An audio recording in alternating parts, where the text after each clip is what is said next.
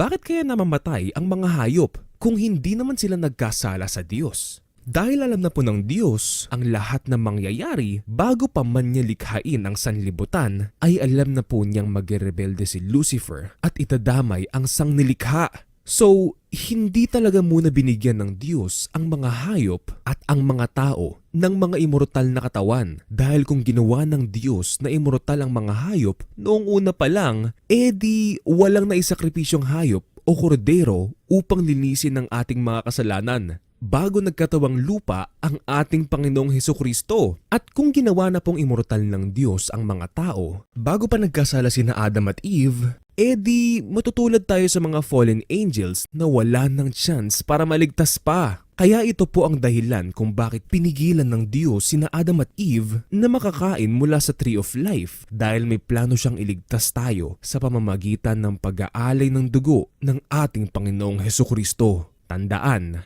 kahit namamatay man ang mga hayop, ay hindi sila huhusgahan kagaya natin at hindi sila mapupunta sa dagat-dagatang apoy. In fact, sa bagong langit at lupa ay mayroon pong mga hayop at doon ay magsasalong parang magkapatid ang asong gubat at tupa. Ang leyon ay kakain ng damo tulad ng baka at hindi na sila mananakit o maninira pa sa banal na bundok ng Diyos.